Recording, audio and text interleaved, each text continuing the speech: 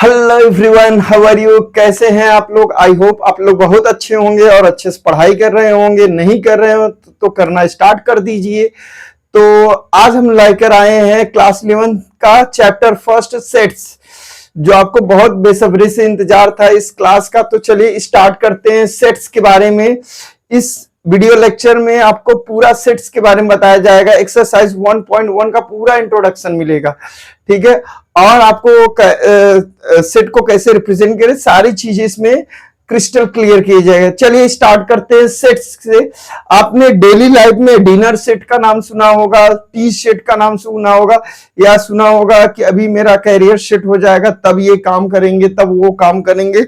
तो सेट का आपने काफी नाम सुना होगा। तो यहाँ जो मैथमेटिक्स में सेट्स का मतलब है, कलेक्शन से मतलब है, और ये ऐसा कलेक्शन हो जो वेल डिफाइन हो। अब वेल डिफाइन कलेक्शन का मतलब क्या होता है?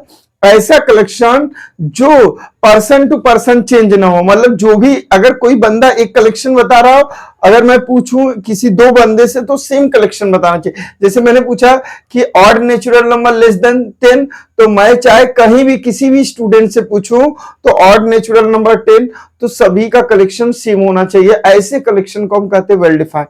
चलिए स्टार्ट करते हैं। What is set? A set is a well-defined collection of distinct object. Well-defined collection का मतलब जो कलेक्शन चेंज ना हो, ऐसा कलेक्शन जो फिक्स्ड हो। किसी से अगर मैंने एक स्टेटमेंट बोला तो उसका जो भी कलेक्शन बन रहा है वो किसी से भी पूछूंगा सेम कलेक्शन बताएगा। That is well defined. It means ऐसा कलेक्शन जो एक स्टूडेंट से पूछूं, चाहे दो स्टूडेंट्स, चाहे तीसरे स्टूडेंट से, चाहे अमेरिका में जाके, अफ्रीका में, ऑस्ट्रेलिया में, चाहे किसी भी जापान में जाकर, अगर उस स्टेट कोई भी एक स्टेटमेंट बोलूं और उस स्टेटमेंट के थ्रू किसी भी कंट्री में जाकर अगर वो कलेक्शन मैं पूछूं तो सेम कलेक्शन होना चाहिए। तो ऐसे कलेक्शन को हम बोलते हैं वेल डिफाइंड। तो ऐसा कलेक्शन जो student to student, person to person, एक बंदे से दूसरे बंदे से पूछने पर वो कलेक्शन चेंज ना, उसको बोलते हैं वेल डिफाइंड कलेक्शन, ठीक है। डिस्टिंक्ट ऑब्जेक्ट, डिस्टिंक्ट ऑब्जेक्ट का क्या मतलब होता है? आपने क्लास 10th में पढ़ा होगा डिस्टिंक्ट रूट्स, मतलब रूट्स आर डिस्टिंक्ट। तो वहां आपको बताया गया होगा दो रूट्स होंगे, दोनों डिस्टिंक्ट होंगे, इसका मतलब दोनों अलग अलग होंगे। तो यहां भी वही मतलब है। डिस्टिंक्ट ऑब्जेक्ट का मतलब जो भी सेट में एलिमेंट लेंगे या जो भी ऑब्जेक्ट लेंगे, जो भी मेंबर होंगे वो डिफरेंट लेंगे, क्योंकि सेम नंबर का कोई सेट पे इफेक्ट नहीं होता। जैसे अगर मान लीजिए हमने एक सेट लिया 1 2 3, ठीक है, तो इसमें कोई एलिमेंट क्या है? रिपीटेड नहीं है, सब क्या डिस्टिंक्ट एलिमेंट है। अब बात करते हैं, चलिए अभी तो हमने लिख दिया, लेकिन ये ध्यान दीजिएगा सेट को हमेशा कैपिटल लेटर से रिप्रेजेंट करते हैं। Capital A, capital B, capital C, ठीक है, हमेशा capital letter, capital X, capital Y, capital Z, capital letter, और उसके एलिमेंट को हम एक कर्ली ब्रैकेट में राइट करते हैं। सेट, एलिमेंट ऑफ सेट को किस में राइट करते हैं? कर्ली ब्रैकेट में, और हर एलिमेंट के बीच में कामा का यूज करते हैं, ठीक है। जैसे अगर मान लीजिए हमसे कोई कहा कि odd natural number less than 10, odd natural number less than 10, less than 10, ठीक है। तो हमने उसको एक सेट ए मान लिया और उसको हमने odd natural number less than 10, तो 10 से लेस सारे ऑड नेचुरल नंबर का कलेक्शन हमें राइट करना है। तो 1 होगा, 3 होगा, 5 होगा, 7 होगा, 9 होगा। ये ऑड नेचुरल नंबर है, लेस देन 10 है, ठीक है। तो मैंने जो भी एलिमेंट्स राइट किया वो एक कर्ली ब्रैकेट में राइट किया, और हर एलिमेंट के बीच में मैंने कामा यूज किया है, और जो सेट को रिप्रेजेंट करूंगा वो कैपिटल लेटर से रिप्रेजेंट करेंगे। अब हम कुछ एग्जाम्पल लेते हैं, आपको आइडेंटिफाई करना होगा वो सेट है कि नहीं। जैसे मैंने, ये तो सेट है, मैं किसी बंदे से ए से पूछूं, बी से पूछूं, सी से, किसी भी बंदे से, मैं जापान में जाके पूछूंगा अगर collection of odd natural number less than 10, तो सेम कलेक्शन मिलेगा।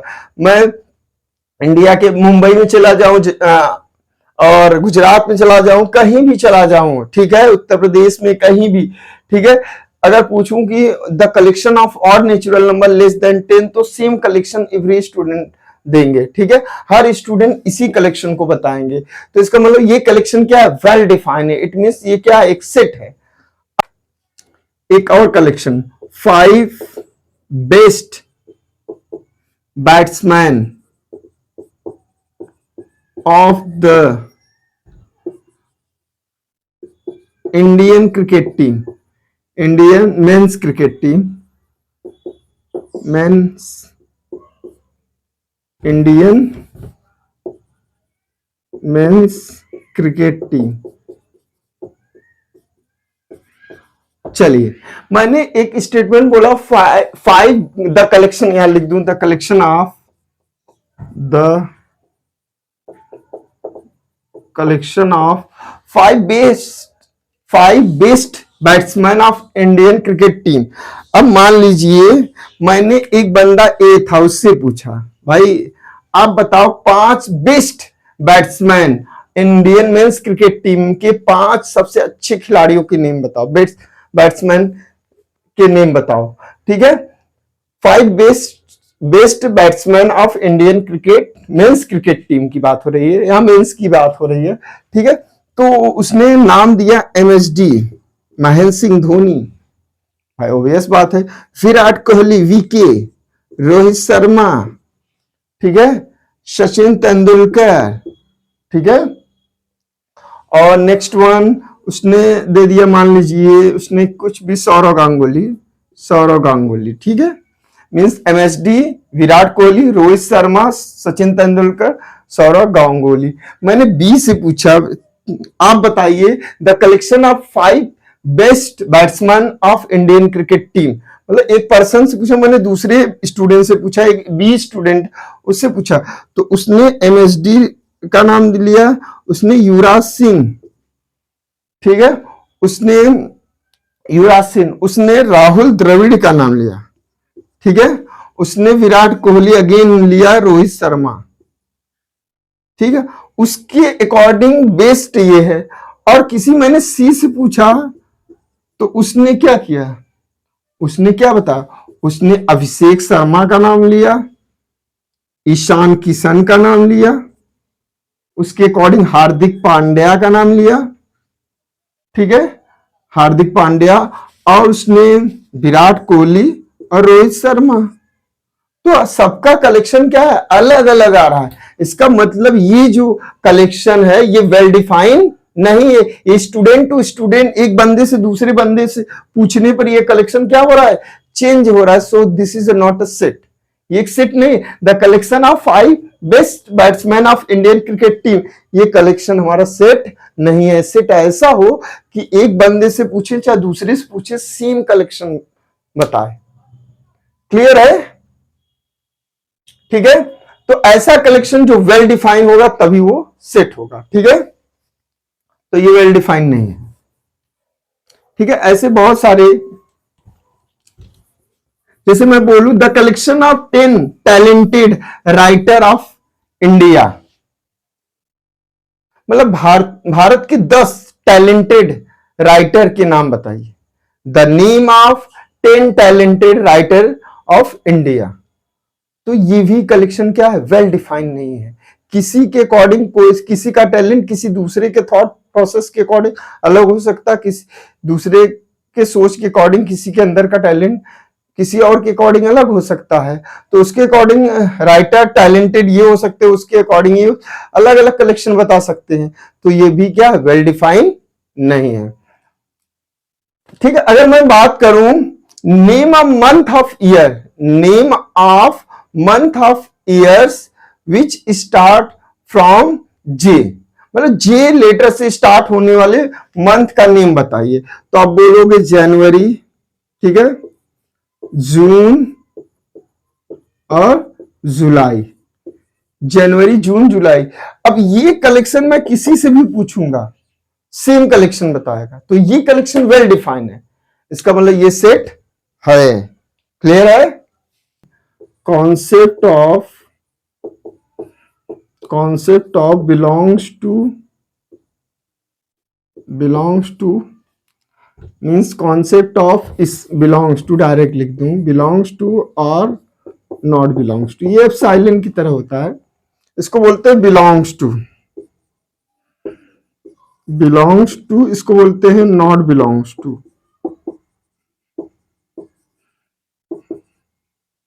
ठीक है, इसका कॉन्सेप्ट क्या है? मान लीजिए मैंने एक सेट राइट किया, सेट को हमेशा कैपिटल लेटर से राइट करते हैं, 1 2 3, ये इसके एलिमेंट। अच्छा, एलिमेंट को हमेशा अगर मान लीजिए इंग्लिश अल्फाबेट है, जैसे मैंने the collection of Wavell of English alphabet, तो AEIOU, ठीक है, AEIOU, ठीक है। मतलब हमेशा हम एलिमेंट्स ऑफ सेट को स्मॉल लेटर में यूज करेंगे। अगर मान लीजिए कहीं अगर कैपिटल लेटर में दिया है तो हम कुछ नहीं कर सकते हैं, but we always represent the elements of set in small letter, ठीक है। और हमेशा हर एलिमेंट के बीच में हम कॉमा का यूज जरूर करेंगे, ठीक है, और इसको कर्ली ब्रैकेट में बंद कर देंगे, ठीक है। अब बात करते हैं concept of belongs to, not belongs to क्या है। देखिए, अगर हम बात करें, ये सेट है और ये इसका क्या है, एलिमेंट है, या कह सकते हैं ये इसका मेंबर है। जैसे मान लीजिए फैमिली का मुखिया और ये इसके क्या है, मेंबर है, ये इसके क्या सदस्य, मेंबर है, एलिमेंट है, ऑब्जेक्ट है, कुछ भी बोल सकते हैं, ठीक है। मैं कह रहा हूं कि 4 जो है सेट ए का मेंबर है, तो आप कहोगे हाँ सर सही, 4 सेट ए का मेंबर, ये 4 सेट ए में ही है, 4 ए के फैमिली में ही है। 6 सेट ए का मेंबर है 6 belongs to set A, yes, 6 set A का क्या है, मेंबर है। मैं कह रहा हूं I belongs to set A, तो आप कहोगे नहीं सर, आई तो सेट बी का मेंबर है, I belongs to set B, I does not belongs to set A. I A में नहीं है भाई, यहां कहां ए में है आई, तो आई ए का मेंबर है नहीं है, आई तो बी का मेंबर है, तो I not belongs to set A but I belongs to set B. समझ में आ रहा है कि नहीं? जैसे मैं कहूं Shahid Kapoor belongs to Kapoor family, अगर मैं बोलूं Shahid Kapoor belongs to Khan family, no, Shahid Kapoor does not belongs to Khan family, ठीक है। जैसे मैं कहूं Varun Dhawan belongs to Devgan family, no, Varun Dhawan belongs to Dhawan family, Varun Dhawan Dhawan family को बिलोंग करता है, तो वरुण धवन किसको बिलोंग करेगा, धवन फैमिली को। तो अगर Varun Dhawan not belongs to Devgan family, ठीक है। तो ऐसे बिलोंग्स टू, अगर मतलब उस फैमिली से वो एलिमेंट रिलेटेड है तब तो बिलोंग्स करेगा, नहीं रिलेटेड है, उसका मेंबर नहीं है, उसका सदस्य नहीं है, तो उस फैमिली से रिलेटेड नहीं है, तो उसको बिलोंग नहीं करेगा। जैसे मैं यहां कहूं 4 बिलोंग्स टू सेट बी, क्या 4 सेट बी का मेंबर है, क्या 4 सेट बी का एलिमेंट है, तो कहेंगे नहीं, 4 does not belongs to set B, 4 set B का मेंबर नहीं है। तो आई थिंक आपको समझ में आया होगा कॉन्सेप्ट ऑफ बिलोंग्स टू और नॉट बिलोंग्स टू, ओके। बात करते हैं रिप्रेजेंटेशन ऑफ सेट, सेट को कैसे रिप्रेजेंट करेंगे। सेट को बेसिकली 2 तरह से रिप्रेजेंट करते हैं, एक रोस्टर फॉर्म में या उसी को हम टैबुलर फॉर्म बोलते हैं, दूसरा है हमारा सेट बिल्डर फॉर्म। अब देखिए रोस्टर फॉर्म में क्या करते हैं, पहला जो फॉर्म है उसको हम इस फॉर्म में हम एलिमेंट को लिस्टेड करते हैं, मतलब हमारा एलिमेंट नंबर के फॉर्म में लिस्टेड होता है, एलिमेंट के फॉर्म में लिस्टेड। और सेट बिल्डर फॉर्म को हम ये कह सकते हैं ये एक स्टेटमेंट फॉर्म होता है, एक प्रॉपर्टी फॉर्म होता है, इसको हम प्रॉपर्टी फॉर्म भी बोलते हैं। इसमें हम एक स्टेटमेंट के रूप में राइट करते हैं, ठीक है। जैसे हम देखिए एक एग्जांपल जैसे लिए थे इसके पहले, odd natural number less than 10, तो मैंने एक स्टेटमेंट बोला था, तो वो बेसिकली सेट बिल्डर फॉर्म होता है, मतलब सेट को बिल्ड करने वाली फॉर्म जो होती है वो सेट बिल्डर फॉर्म होता है, और उसको एलिमेंट के रूप में लिस्टेड जो करते हैं that form is known as roster form या टैबुलर फॉर्म, ठीक है। तो हम दिखाते हैं आपको कैसे हम सेट बिल्डर फॉर्म में या रोस्टर फॉर्म में सेट को रिप्रेजेंट करते हैं। जैसे हमने लिखा है, यहां एक सेट लिखा है, ध्यान दीजिए, यहां मैं लिखा हूं मैं 1 2 1 3 1 3 5 7 9, ये मैंने पहले भी लिखा था, और B इक्वल टू मैंने लिखा है AEIOU। ये जो फॉर्म है, ये जो मैं एलिमेंट के फॉर्म में या लिस्टेड किया हूं, जो एलिमेंट को या नंबर को या अल्फाबेट को, यही फॉर्म हमारा क्या कहलाता है, रोस्टर फॉर्म। यही फॉर्म क्या कहलाता है, रोस्टर फॉर्म। इसी फॉर्म को हम रोस्टर फॉर्म कहते हैं। अब इसको हम सेट बिल्डर फॉर्म में कन्वर्ट करना है, तो हम सेट बिल्डर में क्या करते हैं, ध्यान दीजिएगा, इस पूरे को 1 से रिप्रेजेंट करेंगे, X से। इस पूरे को किससे रिप्रेजेंट करेंगे, एक्स से। इस पूरे को हम क्या रिप्रेजेंट कर दिए, एक्स से। अब देखो हमने इसको x से रिप्रेजेंट किया, लेकिन ये 1 3 5 7 9 है, तो x की प्रॉपर्टी क्या, ये x है क्या, उसको बताने के लिए हम ये दो डॉट लगाएंगे। इसको पढ़ेंगे सच दैट x क्या है, x is odd natural number less than 10। समझ में आया कि यक्स, ये जो सारा एलिमेंट को हमने x के रूप में लिख दिया, यहाँ x की प्रॉपर्टी बता दिया कि ये जो x, मैंने इस सारे को x मान लिया, तो x क्या है, x is odd natural number less than 10। अब x odd natural number less than 10 है, तो x क्या होगा, 1 होगा, x क्या होगा, 3 होगा, x क्या होगा, 5 होगा, x क्या होगा, 7 होगा, x क्या होगा, 9 होगा, क्योंकि x क्या है, x की प्रॉपर्टी क्या है, x is odd natural number less than 10। ये तो एलिमेंट को रिप्रेजेंट कर रहा, और ये क्या बता रहा है, इसकी प्रॉपर्टी को बता रहा। ये x क्या बता रहा है, ये इस x की प्रॉपर्टी को बता रहा है। ये पूरा स्टेटमेंट क्या बता रहा है, इस x की प्रॉपर्टी। अगर ये मैं नहीं लिखूंगा तो कैसे पता चलेगा ये ऑड नेचुरल नंबर है या नेचुरल नंबर है, ये प्राइम नंबर है, क्या व्हाटएवर, आइडेंटिफाई नहीं कर सकते मेरे दोस्त। तो इसी को हम बोलते हैं क्या, इसको बोलते हैं रोस्टर फॉर्म, और इसको बोलते हैं सेट बिल्डर फॉर्म।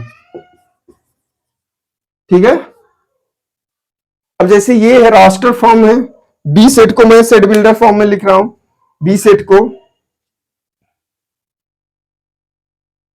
मैं क्या लिख सकता हूं, बी सेट को, ये क्या है, ये इंग्लिश अल्फाबेट है ना, तो यहां मैं लिखूंगा x such vowel of English alphabet है, तो यक्स सच दैट, यक्स क्या है, जो यक्स है ए है, यक्स ई है, यक्स आई है, यक्स ओ आई यू है, तो ये सबको मैंने एक एक्स से रिप्रेजेंट किया। यक्स सच दैट, यक्स क्या है, x is a vowel of English alphabet,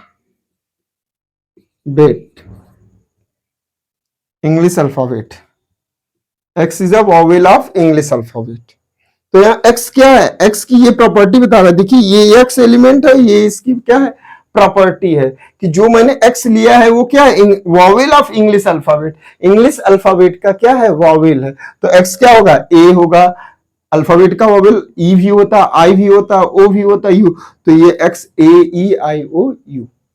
clear है, ये हमारा कौन सा फॉर्म है, set builder form, set builder form. अगर किसी को किसी भी प्रॉब्लम की अगर कोई दिक्कत होगा तो जरूर बताएगा। ठीक है, चलिए क्वेश्चन है, आपको एक सेट दिया है, रोस्टर फॉर्म में दिया है, इसको सेट बिल्डर फॉर्म में कन्वर्ट करना। देखिए कभी भी कोई भी क्वेश्चन को अगर रोस्टर फॉर्म में दिया है उसको सेट बिल्डर फॉर्म में कन्वर्ट करना है, या सेट बिल्डर में दिया रोस्टर में कन्वर्ट करना है, तो देखिए सेट बिल्डर से रोस्टर कन्वर्ट करना बहुत आसान होता है, बट रोस्टर से सेट बिल्डर में कन्वर्ट करना थोड़ा सा मुश्किल होता है, थोड़ा सा उसको समझना पड़ता है। जैसे अगर हमें सेट ए को हमें किस में लिखना है, हमें इस पूरे को एक्स में लिखना है, तो हम यहाँ एक्स लिख के यहाँ लिख दूंगा एक्स सच दैट, या एक्स। अब एक्स क्या है, अब ध्यान दीजिए ये x क्या है, अब ये ध्यान दीजिए, ये 1 का, ध्यान से देखिए, ये 1 का स्क्वायर, 2 का स्क्वायर, ये 1 का स्क्वायर है, ये 2 का स्क्वायर है, ये 3 का स्क्वायर है, ये 4 का स्क्वायर है, ये 5 का स्क्वायर, मतलब पावर तो चेंज नहीं हो रहा है, नीचे वाला चेंज हो रहा है। तो एम एक्स को किससे दिखा दे रहे हैं हम, एन स्क्वायर से दिखा दे, एन ही चेंज हो रहा है ना, ऊपर वाला तो सेम है, और नीचे देखिए 1 2 3 4 5 ये सब क्या है, नेचुरल नंबर है। इसका मतलब n क्या है, n belongs to natural number. क्या यहां तक कहानी खत्म हो गई, मैं n के प्लेस पे 1 रखूंगा तो 1 का स्क्वायर आएगा। x किसके, देखो x किसके इक्वल है, x जो है वो किसके इक्वल है, n स्क्वायर की इक्वल है। मेरी बात समझिएगा ध्यान से, x मैंने इन सभी को x में रिप्रेजेंट किया, और ये x क्या है, वो x है n स्क्वायर, और n क्या है, n नेचुरल नंबर है, तो n 1 होगा तो 1 का स्क्वायर 1 होगा, मतलब x 1 के इक्वल होगा, n 2 होगा तो 2 का स्क्वायर 4x 4 होगा, n 3 होगा तो 3 का स्क्वायर 9x 9 होगा।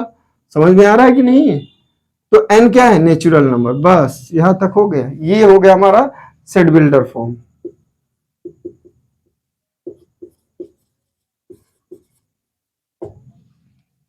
ठीक है,